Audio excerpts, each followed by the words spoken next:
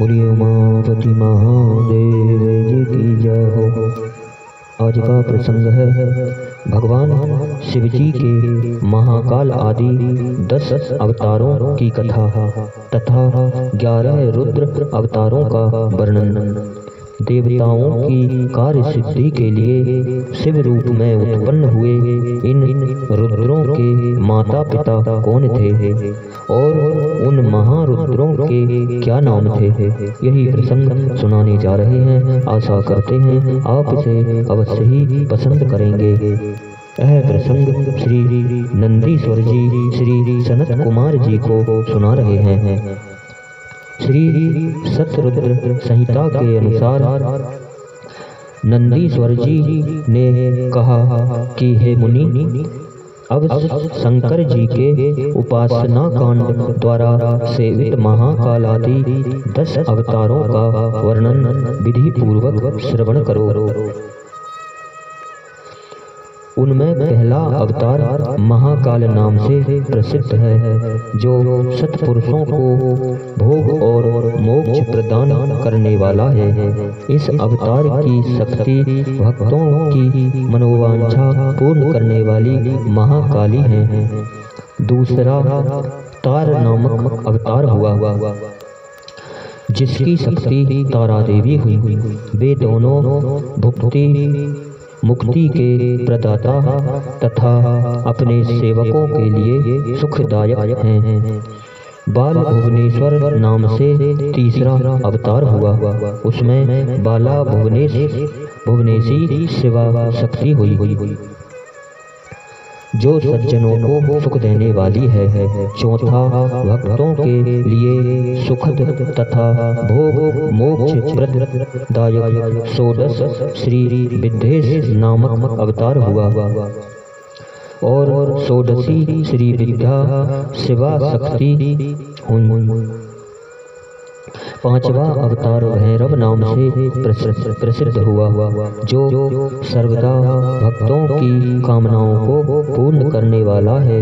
इस अवतार की शक्ति का नाम है भैरवी। गिरजा, जो अपने उपासकों की अभिष्ट दायिनी है। छठा शिवा अवतार छिन्न मस्तक नाम से कहा जाता है और भक्त काम प्रदा गिरिजा का नाम छिन्नमस्ता है। संपूर्ण मनोरथों के दाता शंभु का 7वां अवतार धूमबान नाम से विख्यात हुआ और उस अवतार में श्रेष्ठ उपासकों की लालसा पूर्ण करने वाली शिवा धूमावती हुई। शिवजी का 8वां सुखदायक अवतार बगलामुख है। उसकी शक्ति महान आनंददायिनी बगलामुखी नाम से विख्यात हुई। 9वां शिवा अवतार मातंग नाम से कहा जाता है। उस समय संपूर्ण अभिलाषाओं को पूर्ण करने वाली सर्वाणी मातंगी हुई। शंभु के भुक्ति मुक्ति रूप फल प्रदान करने वाले 10वें अवतार का नाम कमल है, जिसमें अपने भक्तों का सर्वथा पालन करने वाली गिरिजा कमला कहलाई। ये शिवजी के 10 अवतार हैं।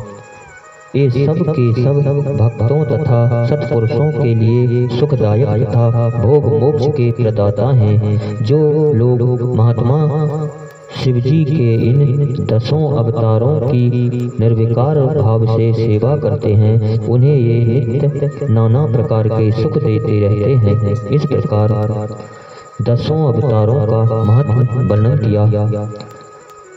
तंत्र शास्त्र में तो यह सर्व कामप्रद बतलाया गया है। इन शक्तियों की भी अद्भुत महिमा है। तंत्र आदि शास्त्रों में इस महिमा का सर्व कामप्रद रूप से वर्णन किया गया है। ये नित्य दुष्टों को दंड देने वाली ब्रह्म तेज की विशेष रूप से वृद्धि करने वाली हैं। इस प्रकार मैंने तुमसे महेश्वर के महाकाल आदि 10 शुभ अवतारों का शक्ति सहित वर्णन कर दिया। हे मुनि, अब मैं भगवान शिव जी के एकादश श्रेष्ठ अवतारों का वर्णन करता हूँ, सुनो। उन्हें श्रवण करने से असत्य द्विजनित बाधा पीड़ा नहीं पहुँचा सकती। पूर्व काल की बात है, एक बार इंद्र आदि समस्त देवता दैत्यों से पराजित हो गए। तब वे भयभीत हो अपनी पुरी अमरावती को छोड़कर भाग खड़े हुए। यूं दैत्यों द्वारा अत्यंत पीड़ित हुए वे सभी देवता कश्यप जी के पास गए। वहां उन्होंने परम व्याकुलता पूर्वक हाथ जोड़ एवं मस्तक झुकाकर उनके चरणों में अभिवादन किया और उनका भली भांति स्तवन करके आदर पूर्वक अपने आने का कारण प्रकट किया तथा दैत्यों द्वारा पराजित होने से उत्पन्न हुए अपने सारे दुखों को कह सुनाया। तब उनके पिता कश्यप जी देवताओं की उस कष्ट कहानी को सुनकर अधिक दुखी नहीं हुए, क्योंकि उनकी बुद्धि शिवजी में आसक्त थी। उन शांत बुद्धि मुनि ने धैर्य धारण करके देवताओं को आश्वासन दिया और स्वयं परम हर्ष पूर्वक विश्वनाथपुरी काशी को चल पड़े। वहां पहुंचकर उन्होंने गंगा जी के जल में स्नान करके अपना नित्य नियम पूरा किया और फिर आदर पूर्वक उमा सहित सर्वेश्वर भगवान विश्वनाथ की भली भांति अर्चना की। तदंतर शंभु दर्शन के उद्देश्य से एक शिवलिंग की स्थापना करके वे देवताओं के हितार्थ परम प्रसन्नता पूर्वक घोर तप करने लगे। शिवजी के चरण कमलों में आसक्त मन वाले धैर्यशाली मुनिवर कश्यप को जब यूं तप करते हुए बहुत अधिक समय बीत गया, तब सत्पुरुषों के गति स्वरूप भगवान शिवजी अपने चरणों में तल्लीन मन वाले कश्यप ऋषि को वर देने के लिए वहां प्रकट हुए। भक्त वत्सल महेश्वर परम प्रसन्न थे, अतः वे अपने भक्त मुनिवर कश्यप से बोले कि हे ऋषि वर मांगो। उन महेश्वर को देखते ही देवताओं के पिता कश्यप जी हर्ष मग्न हो गए और हाथ जोड़कर उनके चरणों में नमस्कार करके स्तुति करते हुए यूं बोले कि हे महेश्वर, मैं सर्वथा आपका शरणागत हूँ। हे प्रभु, देवताओं के दुखों का विनाश करके मेरी अभिलाषा पूर्ण कीजिए। हे देवेश, मैं पुत्रों के दुख से विशेष दुखी हूँ, अतः मुझे सुखी कीजिए, क्योंकि आप देवताओं के सहायक हैं। हे नाथ, महाबली दैत्यों ने देवताओं और यक्षों को पराजित कर दिया है, इसलिए शंभो आप मेरे पुत्र रूप से प्रकट होकर देवताओं के लिए आनंद दाता बनिए। श्री नंदीश्वर जी कहते हैं कि हे मुनि, कश्यप जी के ऐसा कहने पर सर्वेश्वर भगवान शिव जी उनसे ऐसा ही होगा यूं कहकर उनके सामने ही अंतर्ध्यान हो गए। भगवान शिव तथास्तु कहकर अंतर्ध्यान हो गए। तब कश्यप जी भी महान आनंद के साथ तुरंत ही अपने स्थान को लौट गए। वहां उन्होंने वह सारा वृतांत आदर पूर्वक देवताओं से कह सुनाया। तदंतर भगवान शिव जी अपना वचन सत्य करने के लिए कश्यप द्वारा सुरभि के पेट से 11 रूप धारण करके प्रकट हुए। उस समय महान उत्सव मनाया गया, सारा जगत शिवमय हो गया।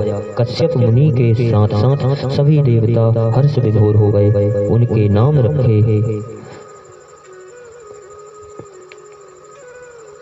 उन रुद्रों के नाम इस प्रकार हैं। पहले कपाली, पिंगल, भीम, विरूपाक्ष, बिलोहित, शास्ता, अजपाद, आहिर्बुधन,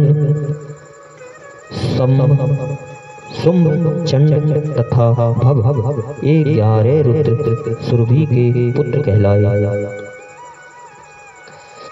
ये सुख के आवास स्थान है तथा देवताओं की कार्य सिद्धि के लिए शिव रूप से उत्पन्न हुए।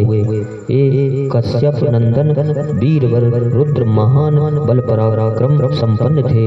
इन्होंने संग्राम में देवताओं की सहायता करके दैत्यों का संहार कर डाला। इन्हीं रुद्रों की कृपा से इंद्र आदि देवगण दैत्यों को जीतकर निर्भय हो गए। इनका मन स्वस्थ हो गया और वे अपना अपना राज्यकाल संभालने लगे। अब भी शिव रूपधारी वे सभी महारुद्र देवताओं की रक्षा के लिए सदा स्वर्ग में विराजमान रहते हैं।